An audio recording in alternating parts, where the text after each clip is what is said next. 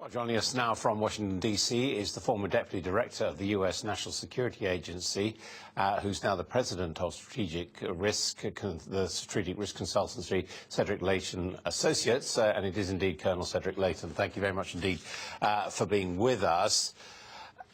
Do you think that this ruling today by the British court will the efforts of the security services to get the information they need to fight terrorism?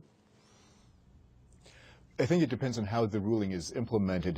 From the initial reports that I've seen, I would say that there is a potential for the work of the GCHQ and similar agencies to be hampered to some degree.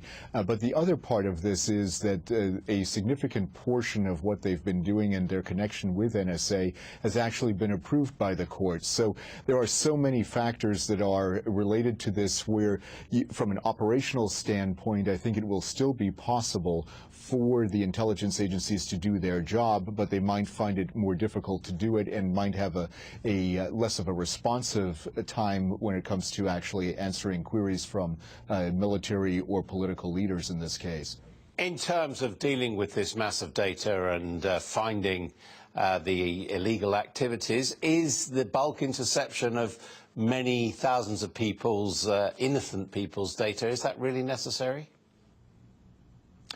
Well, my personal opinion is that it is not necessary. Now, I say that because I believe that there are ways in which we can go in and get very precise data on people that we're interested in. The other part of this, though, is that when you look at how data is collected in this day and age, when you look at the IT infrastructure and the way in which we communicate nowadays, there is an argument to be made that you need to understand what the cyber landscape is all about. So you need to understand what is normal within that cyber landscape and then go after the anomalies.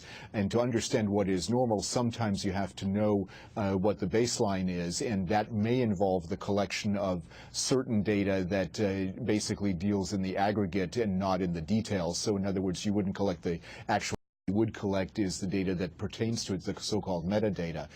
But the best way to do this, in my view, is to have a very pinpoint collection effort that goes for very specific individuals, targets them, and you would understand it based on other intelligence indicators, and that would be the ideal world.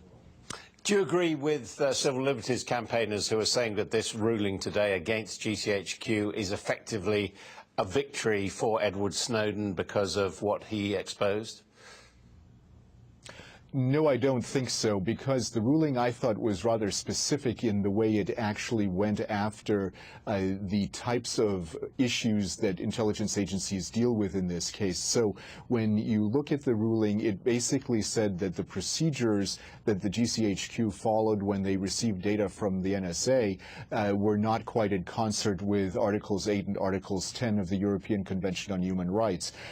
So when you look at those articles, it does give exceptions for national security issues, and I think it's possible for not only future governments but even the present government in the UK to be able to say, okay, these are the kinds of things that we're doing.